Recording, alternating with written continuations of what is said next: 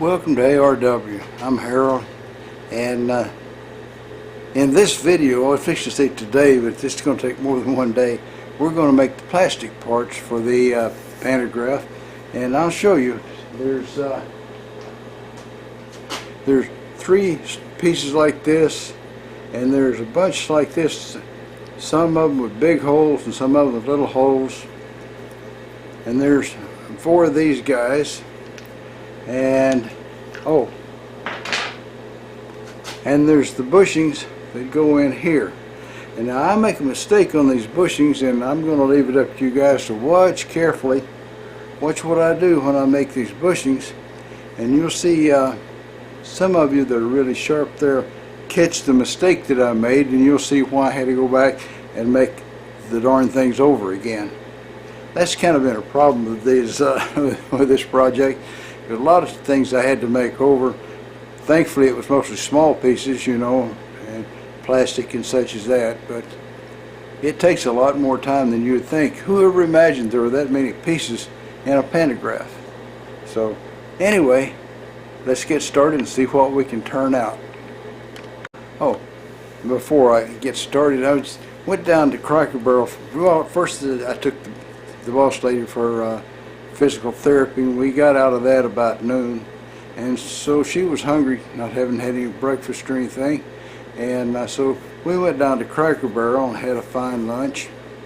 About 1:30 we're coming home from there. I was so sleepy I could have just peeled my head over on top of the steering wheel, and I got to thinking that about 150 years ago our ancestors had already had it a whole lot better than us. They'd get in the buggy after going to town and eating in the restaurant there, and they'd get that horse headed home, and they could lean back in that buggy and take a nap, and the horse knew the way home. They'd just take them home. Now you got to get a self-driving car, and it's against the law to go to sleep while it takes you home, even if it knows the way. Just like most everything else in the video, this is starting on the saw. That's delving. I'm not accustomed to doing a lot of delving turning. I've turned it enough to know before that it smells like hot laundry soap, kind of, when you're turning it. And that'd be about the full extent of my experience. So what we're going to do here is just, I have to take this and turn it down to 1/4 of an inch. And I could have started with something 3/4 of an inch diameter instead of 1 inch, but I wanted to make sure whatever got here was big enough to cover whatever I needed. So I'll just have to throw away a bunch.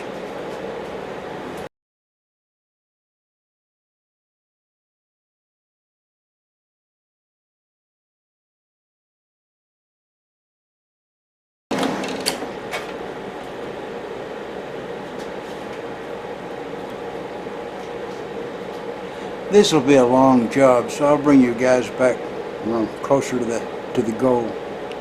I looked around for a sharp tool bit.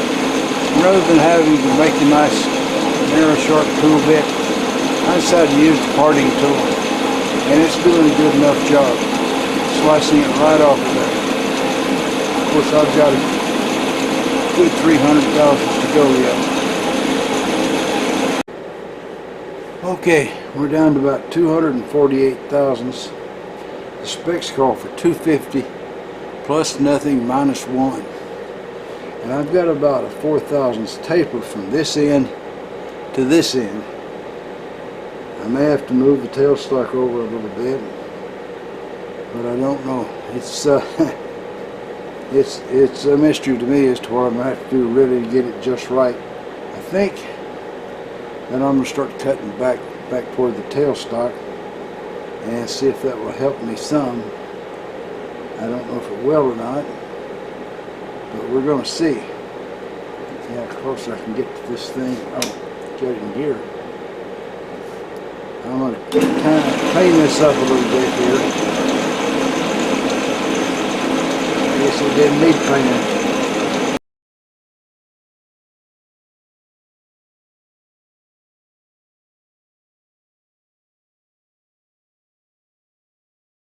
I don't know when it happened, but my camera stopped, but nevertheless, this is the first of the little pins, and it actually came out pretty nice.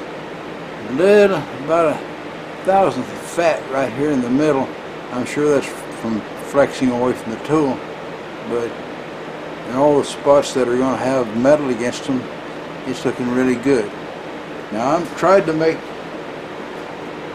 the washers, you know, from what was left over on the piece I made this guy out of, but they came out the wrong thickness. I'm not sure why, but they did. So I'm going to have to, the next bunch I cut, I'll have to try a different method, another way. Alright, so let me get set up and we'll get on with making some, well, I'm not going to video any more of these. You've already seen one, so I guess that's good enough. I did learn a little bit about this. The best way to do it is to work from the chuck back toward the tailstock, and that way it doesn't push the workpiece back up into the chuck. And when you're working back this way, you can push all your shavings, whatever you want to call them, back toward the tailstock end. They're easy to take off, and then all you got to do is just go back and get another bunch, and everything you're working on this end's clean. And also the parting tool seems to be just right for turning plastic. So that's what I learned doing this so far. Alright, so cutting the washers, I need them to be 0.130 thickness, and I've got this set pretty close to 0.130. It'll cut just a little bit thick, and I'll have to sand it off a little bit, but that's not a bad thing. Unlock the carriage and move it up here.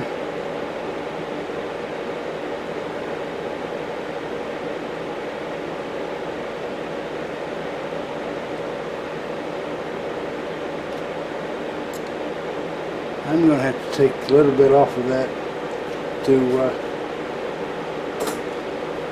make it fit. So, see how close I can get. I can go that close.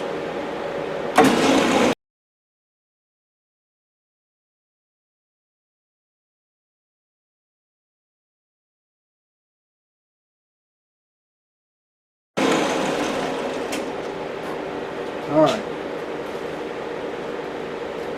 I bet we can get one more out of this.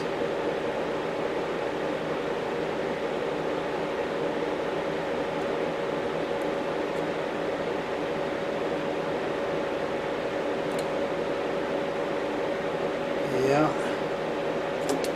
that's where we'll cut it. Lock down the carriage. If I can find my wrench, I'll lose everything. I had that little booger in my hand right here just seconds ago, and now I don't see it. I'll bring you back when I find my wrench. I still didn't find my wrench, but I found another one, so we'll go ahead and cut it off.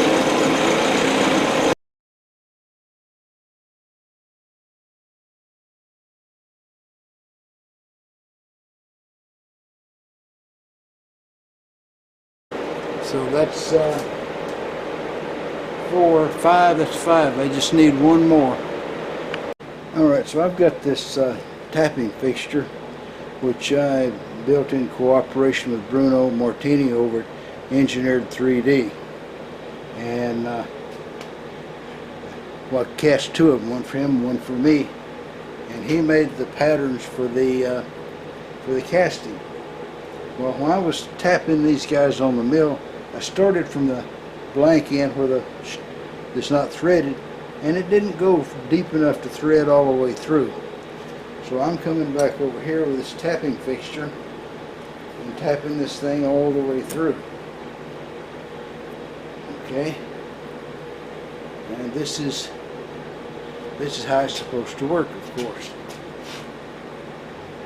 And you're not far enough back to get the whole picture, of course. Obviously. Let me move it up a little bit. There, you can see the crank up here now. Alright.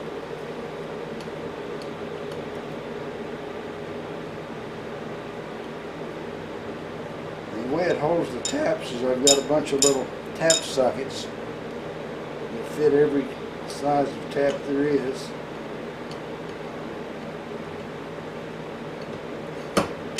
Alright. This one,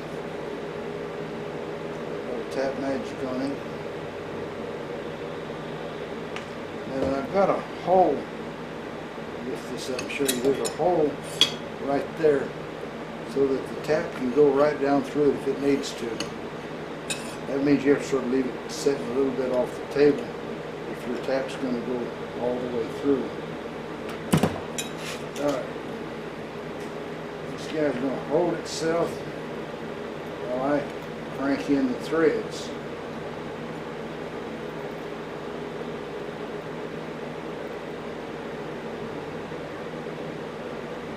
This is so you can start your tap straight.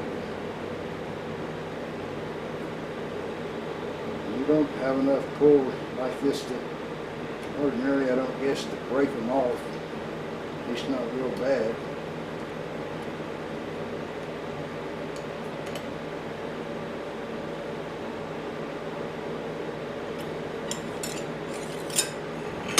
And there you go.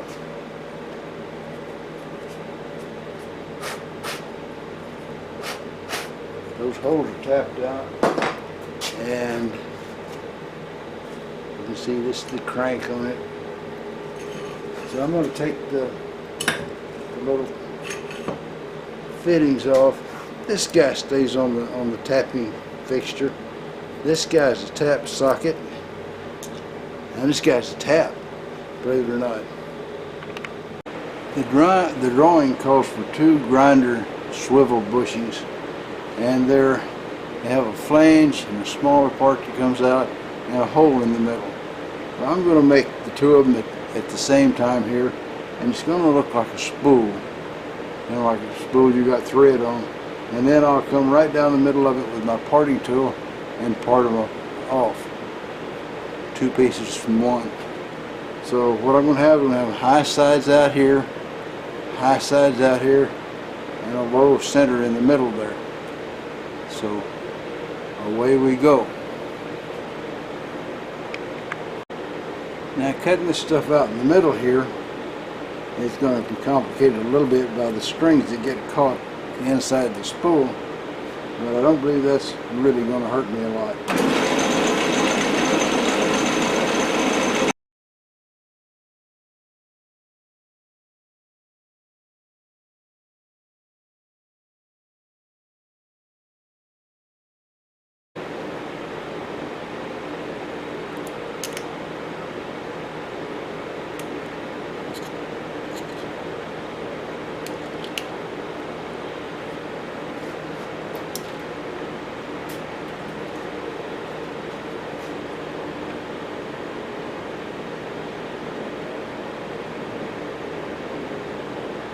Alright, that is 754.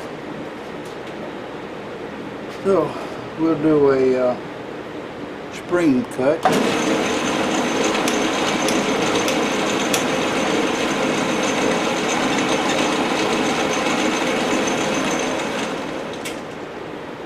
Phone.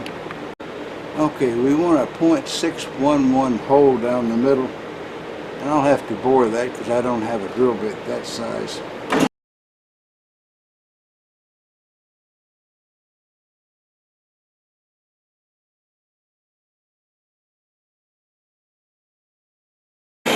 So I'm boring the hole to .611. That should be around 575 right now when I pull the boring bar out.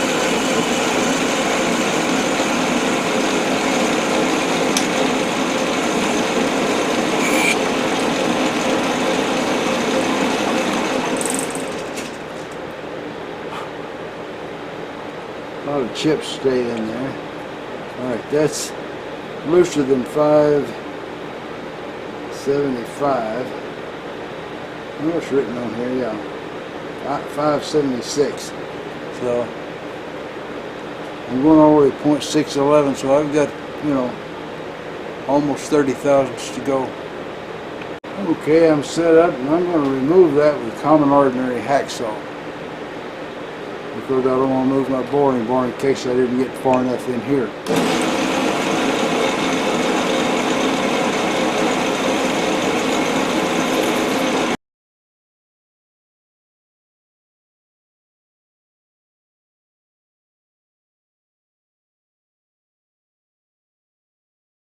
Alright, part it off.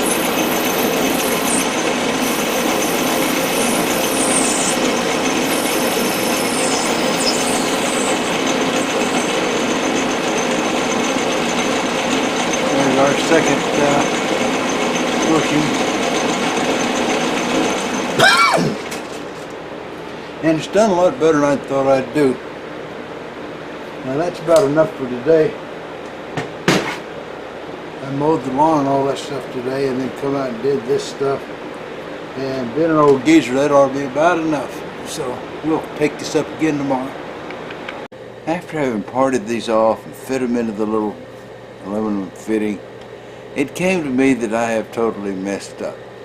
I made this 0.611 in this. That's not right. I need a slip fit for something that is already 0.611.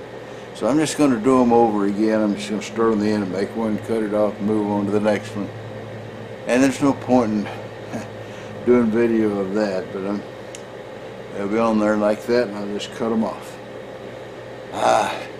It's lovely to mess up. Alright, so now I've got to make 4 pieces. 2 of them about this length, and 2 of them about 200 thousandths shorter. These will be the same sizes as those aluminum blocks were tall. So I'm working on it right now, cutting this one down. I think I've got it close to the length, and I'll have to reduce the size to 3/4 and then turn around and reduce the other size, because I've already cut them too short to do the whole thing in there at one time. Mistake, but what the heck, amateur, you know. So I've got half of this cut to diameter and a hole drilled through it for a 1032 screw. I haven't threaded it, but we'll get to that shortly. Now I'm going to roll this little guy over. I'm going to hope this little guy will hold it straight like it ought to be. As much as I drill straight through with him. Alright, I want it to come back out a little bit though. About right there. So that I can get to the darn thing.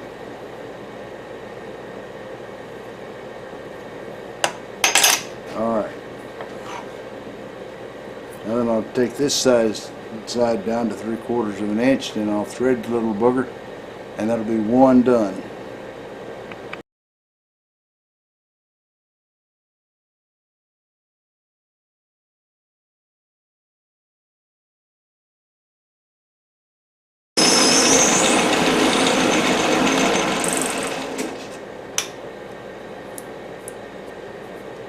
Alright, I'll do measuring and I'll bring you back.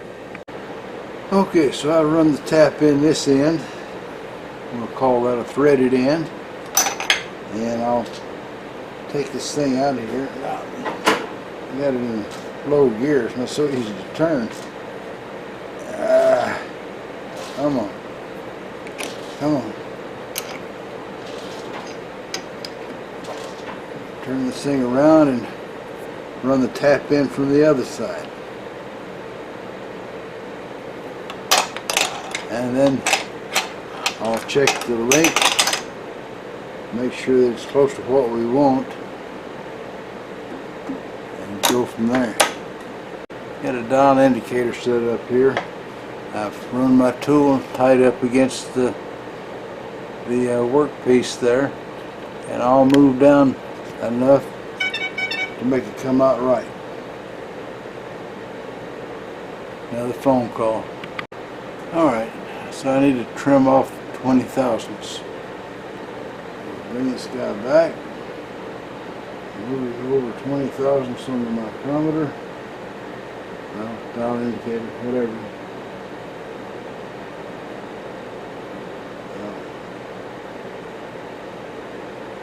Right there.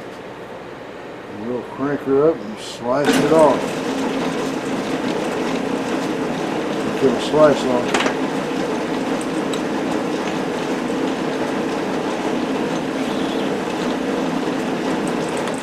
Wrong tool. This one just bends.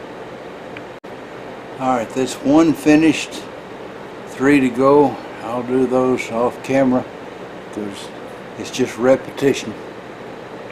Okay, so we've finished all the plastic parts. 3 of these pieces like this.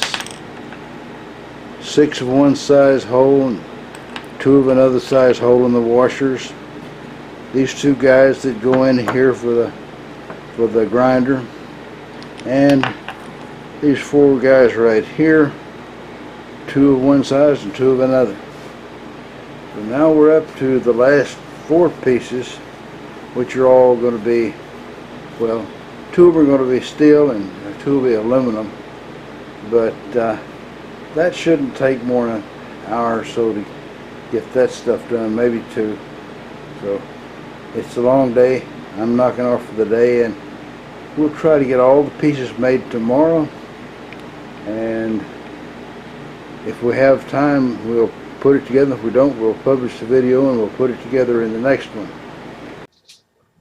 Now, Boudreaux, over in Louisiana, he was a deputy sheriff for a while, and I don't know what parish he was in, but anyway, he sergeant come in one day and he said, Boudreaux, he says, we got reports that there's cockfighting going on in the parish. He says, you need to get out there and investigate so we know who to arrest. So Boudreaux took off, and he come back the next day and told the sergeant he had all the facts. And the sergeant said, well, tell me about it, Boudreaux. Boudreaux said, well, he says, there's 3 groups involved in the cockfighting. He says, there's the Aggies, the Cajuns, and the Mafia. And sergeant said, well, he says, tell me about that. He said, well, he says, when I got there, he says, they already had the cock entered into the fight. He says, I know the Aggies was there when they entered the duck. He says, and then he says, I know that the Cajuns was there because he says, those Cajuns, he says, they get to drinking, they'll bet on anything. And he says, and they was betting on the duck. And the sergeant said, well, he says, just how do you know that the Mafia was involved? Oh, Boudreaux says, that's the easy part. He says, the duck won.